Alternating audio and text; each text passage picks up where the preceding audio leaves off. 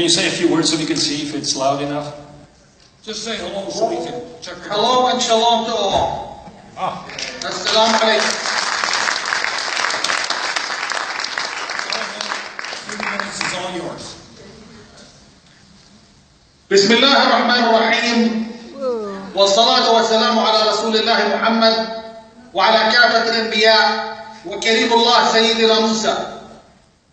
In the name of God, the merciful, the most merciful, with prayers and peace upon our Prophet Muhammad and the chief of all prophets, as well as our Prophet Moses, peace be upon him.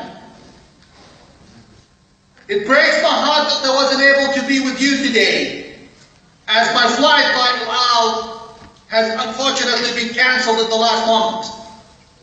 I have to admit, Al was very nice. They gave us vouchers. Nonetheless, Hold on. I'm not very It's disturbed. very loud. Is that too loud? Okay. All right. I'm not very disturbed by the delayed Al flight that prevented me from being with you today, as am I disturbed, as I am disturbed by the fact that this conference is 70 years late.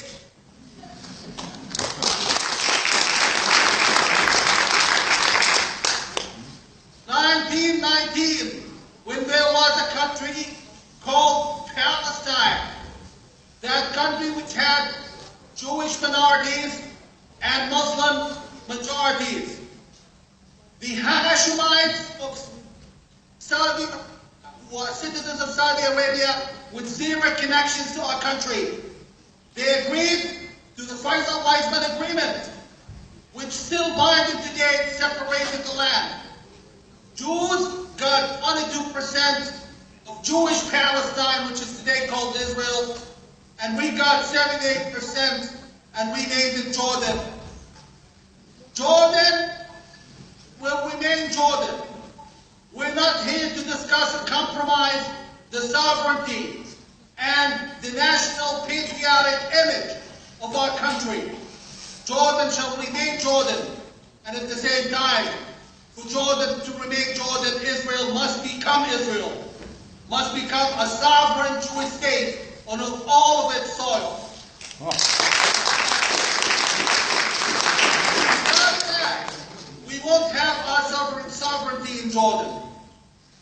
Some are saying that this conference is to turn Jordan into Palestine. Can you turn the sky into the sky? Can you turn water into water? When something is already what it is, you can't turn it into itself because it's already itself.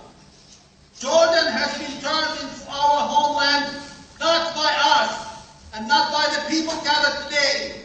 Jordan was turned into our homeland by the Hashemites themselves. This is what they signed to in 1919. Quote in the agreement to turn the eastern part of the river as homeland of the Arabs of Palestine. The Hashemites agreed to that when they occupied Judea and Samaria / the West Bank, and they imposed their own citizenship on all and every people of the area. And the Hashemites are still agreeing to Jordan becoming Palestine today for one reason: their own Citizenship Act, which clearly states every Palestinian who's not Jewish is a natural born Jordanian. Jordan has already been turned into our homeland, whether we accept it or not. Palestine exists. There's a Jewish Palestine called Israel and a Muslim Arab Palestine called Jordan. We want to keep peace by seeking laughable and silly dreams, by seeking concepts that would have only brought us bloodshed and more death and more pain for both our people. And whether we like it or not, our fate is mutual. We, the Jews and Arabs of this holy land, on both sides of the river. We are like two men in the same boat. One thinks the other does the same. And that's why we, in the name of the Jordanian people, speak the truth. Yes, our people have problems with Israel. Yes, our people think of Jews as evil. It's very true and hostile to it. I hate to tell you bogus dreams about people changing. But on the other hand, do you really think our people are more concerned with Israel than this? Look at Canadian children eating from trash cans. Come and see it in Jordan.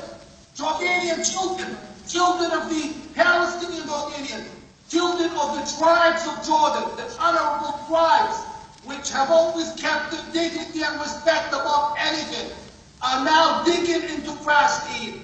This is the common seed in Jordan.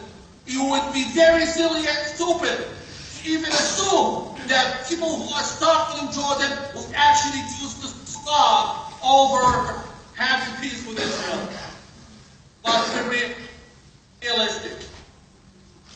This is not about ambition. This is not about you and us gathering here to say, well, bring in another peace solution.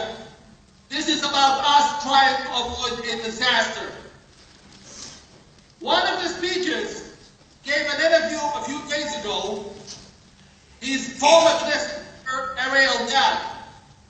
He spoke to the Israeli media and said something which we have known for a year now.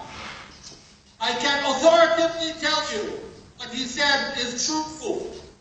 He said that for Jordan, if the situation persists, is unavoidable. Jordan's king will not stay in power. He could leave today, he could leave in 5 years, or a year, or 6 months, but he will leave. And then Jordan is going to collapse the way he's been doing and handling the country. He's been openly and officially incited against Israel, incited against the United States itself, incited against everything that's Jewish, saying that Jews are killing our children every 5 minutes in Jerusalem. The king said that but was wearing a military uniform paid for by American taxpayers. And this was intelligent. Some fools, and I'm not reluctant to describe them by their own names, dare to claim that the king is only saying that to appease his public. No! The king is saying that because his public have had enough of them, and he wants to turn the attention into anything else. Tell him it's not working. A quick look on social media, where you could do 15 years in jail for criticizing the king. A quick look on Jordan's social media, you'll see people, Christian, Muslim Jordanians, as well as tribal and Palestinian Jordanians, all cursing the king. People have had enough. You can't negotiate with a man or a woman on an empty stomach. At the same time, the king has been radicalizing the country systematically. He has handed the Parliament of Jordan through openly and documented rigged elections to the Muslim Brotherhood. He has also handed the local elections to the Muslim Brotherhood, including a known terrorist who was supported Zarqawi, is now, ironically, the mayor and controller of Raqqa City, the state city from which Al-Qaeda's terrorist Zarqawi came from. The king is planting a time bomb in Jordan. He has not any of his lavish expenditure lifestyle aspects and joys. He's enjoying the spoils. He's corrupting and emptying and bankrupting the government's budget. At the same time, our people are starving. Anyone assuming this is going to go forever is foolish. And I can tell you, authoritatively, that intelligence agencies in 3 major Western countries already know and predict that Jordan's going to collapse sooner or later. Some people are daring to say, and some ignorant are claiming Jordan is stable. Well, a quick look on potentially YouTube to see unrest and fighting in Jordan. And the king is pushing with terrorism and radicalism. And this is how we have to save Jordan. And I can authoritatively say and share what my brother, my colleague, the chief of the largest tribe in Jordan, has just said in this podium. I think, and we authoritatively, we have a few months to save Jordan. Even if Jordan, if king remains for a few years after that, he will be only controlling barely his palace, and the borders are going to burn up with everything. And Iran is going to find a way in, because the public are angry and they're hopeless. And you really don't want to make anyone hopeless. At the same time, we are very, very able to tell what's going to happen and to handle it the correct way. We need to dismiss the mess about Jordan. First of all, Jordan's king does not control Jordan's army, does not control Jordan's intelligence. Jordan's army and intelligence, we are proud of them, and we want to support them and enlarge their work in fighting terrorism and keeping our borders quiet and safe. And we'll also see in the future much larger role, even potentially a joint defense agreement with our friendly neighbors, such as Israel and even the United States. In addition, Jordan controls only the government and the budget. He controls to an extent the police, which is nothing compared to his army's force.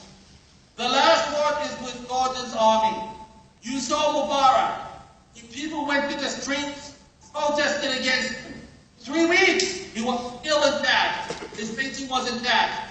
Until the army took to the streets, Mubarak fell in barely 2 days. And before him, Ben Ali student, he refused to let go until the army took to the street. The final word is with the army, and we are proud to say that our army is very close to the government of the United States, and at the same time, very close to Israel in this regard. And we could always secure how the army could behave. In other words, where once the king gets to fall, and God was that become a reality before Jordan falls completely and collapsed in 6 months. When that happens, the army will support whoever the United States is convinced is fit to rule. Now, at the same time, the king is not, and his family are no longer in the country. This is an act of those men that the king protects Israel's borders. How is he protecting his borders if he has no control over the army, no control over our intelligence department, and at the same time spending most of his time officially out of the country? This is a man who is irrelevant, outdated, useless, and dangerous. And it's time we handle this. All we can do the Syrian at best. And then it would be due to save Jordan. We are here to say that we are popular. We are followed by our people. Our people trust us. And we are here to bring their interests first. We are here to make sure that we secure peace for them, secure living and future, and secure the livelihood of our citizens in the West Bank, Judea, and Samaria. No, we're not seeking ethnic cleansing of Palestinians from Judea and Samaria. We will never allow that, and almost all Israelis would never tolerate such a move of transferring forcefully the Palestinians and Jordanians. But we are going to be a country that respects its jurisdiction and sovereignty over its own citizens.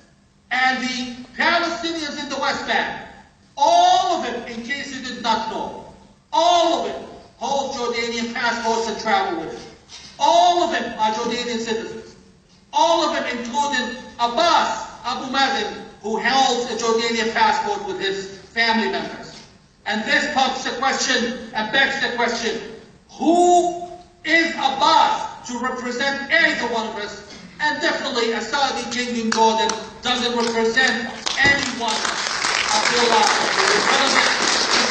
so is Abbas. And both of them are on their way out.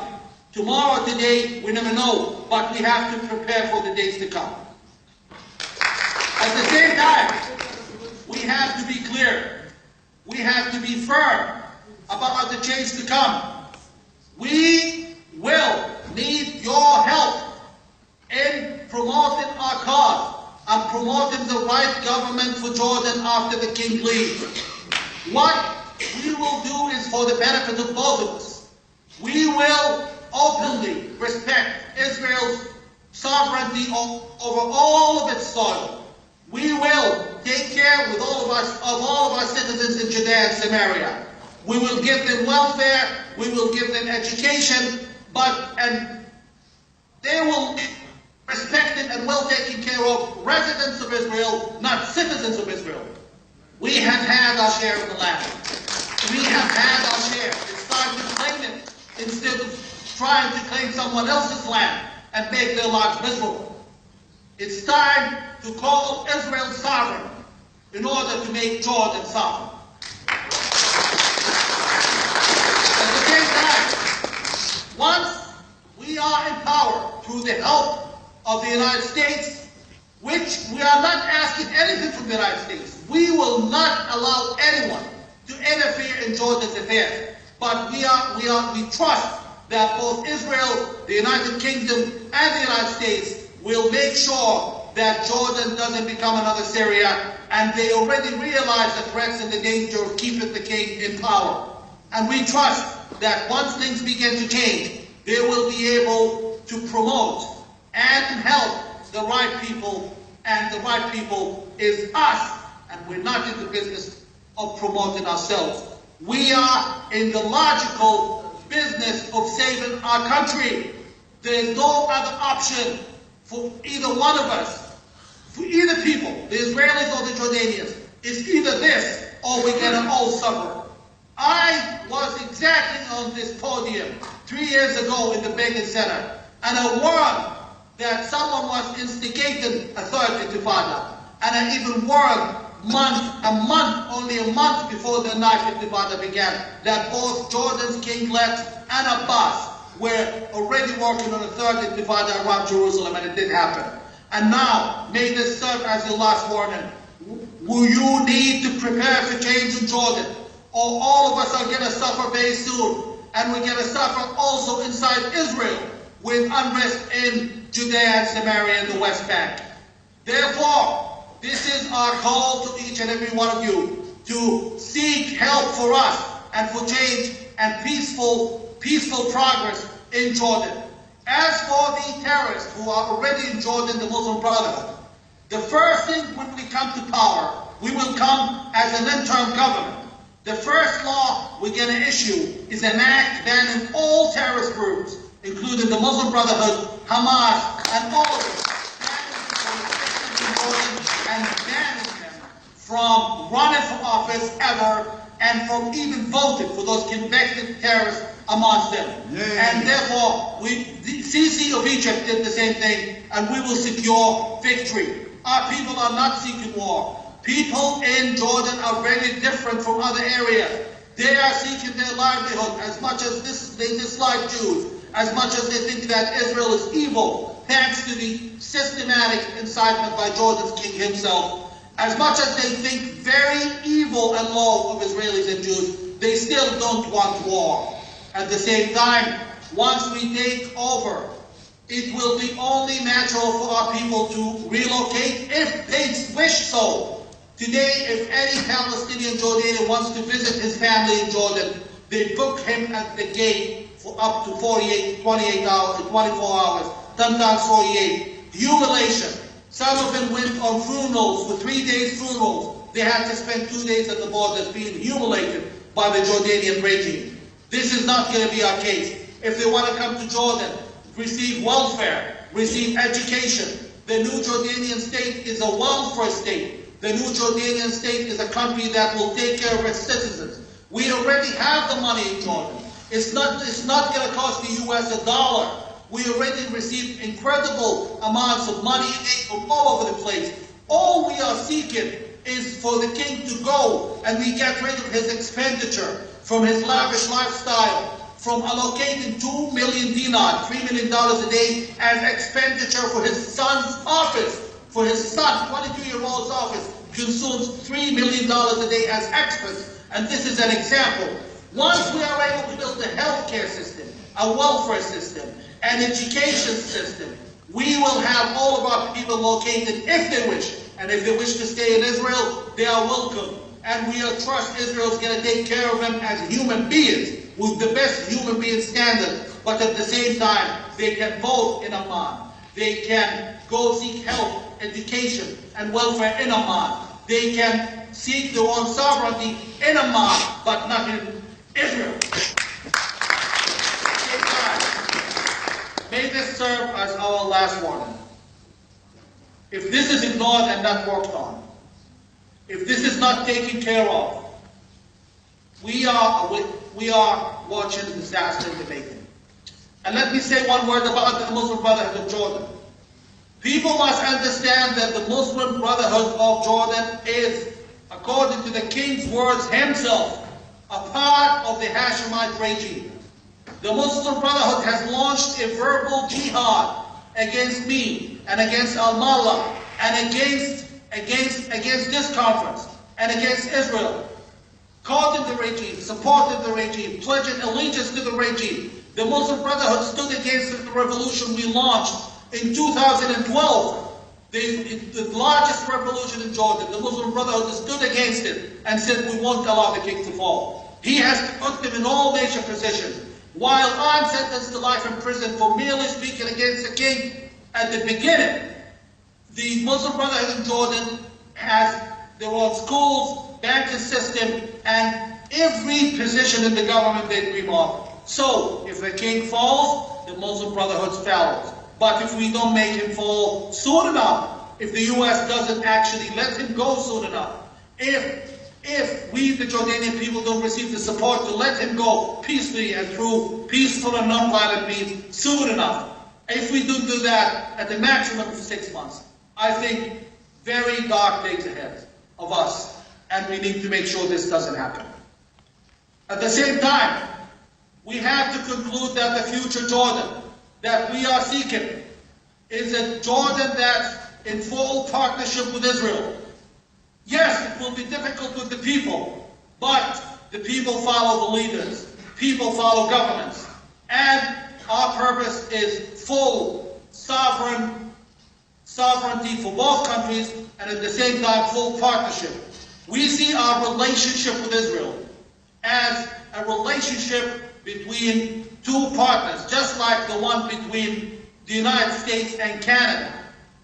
Two sovereign countries, but partners on all fronts. And I personally would love to welcome the first synagogue in Amman. I personally would love to see the first official rabbi in Amman. I personally would love to welcome my Israeli and Jewish brothers and sisters, tourism, business, and affection and love for the land. Let the love of the land, let the love of this land unite us, not divide us. And it's all in our hands. And I could end this by saying, I'm Israel Chai, I'm Yardan Chai, today, tomorrow, and forever. May God bless you and bless the country. And may God heal our wounds, which we have both sustained for 70 years. May God bless the souls of our dead children killed in this bogus and fake conflict, which has served a lot of people who have no interest in seeing us coming together. That's why Arafat was supported for all that time.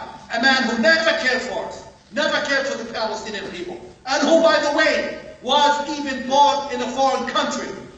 That's why the Muslim Brotherhood is tolerated, and that's why me, Al-Mallah, and our group is being attacked. Look, by some of the leftists and snowflakes in Israel itself. We will win. Our God is the very same God who made David kill Goliath. And we don't want to kill Jordan's king. We're peaceful. We just want him to go. God bless you. God bless Jerusalem. We love you all, and we will win together. Thank you.